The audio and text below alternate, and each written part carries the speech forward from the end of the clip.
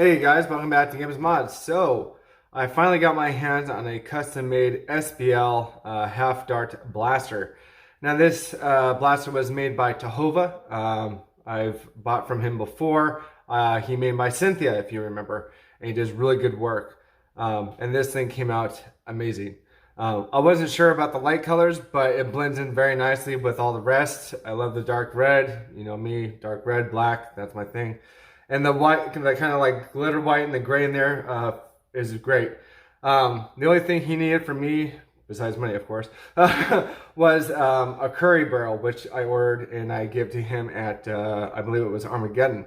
So I gave him that, and then he made it, assembled it, had it all together, and I picked it up when I came back from Hawaii. So yeah, it's pretty sick. I'll point out a few features on here. Now, if you've ever printed one of these, or if you ever want one printed, the shroud you can get in several different types. If you look on Etsy, I think it's under the, I'm gonna butcher the name. I'll probably have to put it up afterwards. Lizzie or Lizzie, I don't know. But that person basically gives you the ideas of which kind of shrouds you could put on your SBL. I got a fillet shroud because me, tactics, I like extra rail, so it has a rail underneath, two on the sides, on each side, and full on top. So I got the fillet shroud. I got the GavinFuzzy SBL scar, of course, that came with the prints. So that's just the default one. You can put others on there, of course, like your worker ones and all that other stuff. But I'm going to keep that one on there because I think it looks good. And the curry barrel is a red 45 centimeter one, so just keep that in mind. The stock is retractable, but with different prints you can make it into a buffer tube stock. But I like the retractable, it's fine. I don't need to put any of mine on there because I think actually all of mine are being used at the moment, so I don't have a spare one to put on even if I wanted to. But that is very nice. I think it has several positions here. I think it has 3 positions.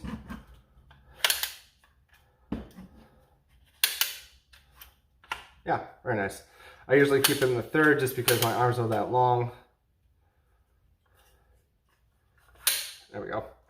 And then it has the AFG grip, which is very nice. So when you prime it, now, when I first picked this up, he said I had to sand these parts down because if I'm not looking, you will, depending on your print quality, these will come out very sharp. So you do have to sand them down a little bit, especially if you're priming it basically like this. Basically, you almost have to hold it like you would the javelin. So if you do hold it like this, the meat of your thumb here, of your thumb muscle, is actually going to tear along this. So just make sure you file it down so it's smooth enough so it's not going to wreck your hand. But other than that, it's actually very comfortable. It's a very comfortable grip. It has full metal internals, so that's always a positive. I think it has a K25 in there. And I get into my custom colors. Now I think this hits average of 220, but we're going to test it with some darts. First up, we're going to test all the magazines with it because that's what we do with it whenever we get a new blaster, to make sure that everything fits or to see what doesn't fit. So let's see here. We got the 10 round worker one. There we go. And it does have a skinny pusher in there, which is nice. So that fits. Got your regular 15 round. There we go. That fits. Dart zone one. I just grabbed it out of the pile here. That actually fits, oddly enough. So that's interesting. I didn't think that would. Here's a Coda. Oh yeah, that fits nicely. Very nice. Tachi. Of course. Curved 18 worker mod. Of course. The unicorn one. Yep. Very nice.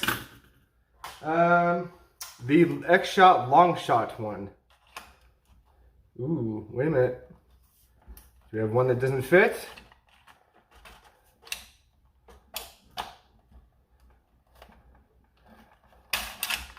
That's a no for this one. It's a little fat, oddly enough. Yeah, it's a smidge too fat. So that's a no on the X-Shot Pro Dart Zone. Dart Zone Omnia, let's see if that fits. And it does, and I actually like that color combination, almost like it was made for it, almost. But not quite. But, so the other one that does not fit, oddly enough, is the X-Shot Long Shot, because it is a little bit of a fat boy, fat lip there. But I'm gonna go ahead, load some of these up with various darts. We'll probably do the the ruby darts here. We'll probably do these ruby darts here. These are just, I think, Adventure Force ruby darts. We'll do some Worker Mod bamboos, of course. Some Dart Zone 2.0 bamboos. What else do I have? I don't know. We'll figure it out. But we'll get some averages, 10 shots each, and we'll go from there. All right, so see you guys on the range. All right, guys, here we are at the door with the new SBL half dart length blaster by Tahova. I've loaded up 5 magazines. The first one I'm going to be firing is the Adventure Force ruby darts, the ones that you can get at like Target. So let's see what kind of FPS ranges we get with these guys. 225, 218, 223, 209, 207, 208, 207, 218, 215, 216, and we are out. So 215 average with ruby darts, not bad. Again, those ruby darts are not new. They're probably used. So take that with a grain of salt. Next up, I fill up a 15 dart mag with the Adventure Force short darts, the gray ones. We're going to try these guys.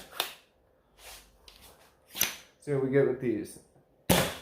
199, 208, 203, 201, 203, 194, 204, 191, 206, 220. Must have been a fresh dart. And we're out. So with that one outlier, looks about 200-ish with the Adventure Force ones. Next up, we're going to try the Worker Mod Gen 3s. These are not the bamboo ones. These are just the regular ones. See what we get with these guys.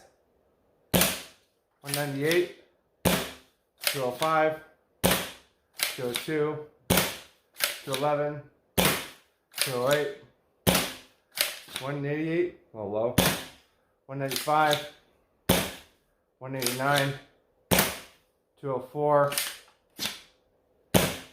194, and we're out. So 195, a little bit lower. Next up, I put some of the Worker Mod bamboo ones. These are the black ones in this 10-round mag here. See what we get with those guys. 216, 209, 209 again, 213, 231, 235, 239, 232, 230, 227, and we're out. So most of them were in the 220s. So I'm going to say 220-ish average, 219 maybe. And then finally we have the Dart Zone bamboo darts. These are the lighter ones, so I expect probably 240-ish. We'll see what we get. 255, 256, 250, 254, 243, 238, 237, 256, 261, 251, and we are out. So, probably about 253 average, maybe.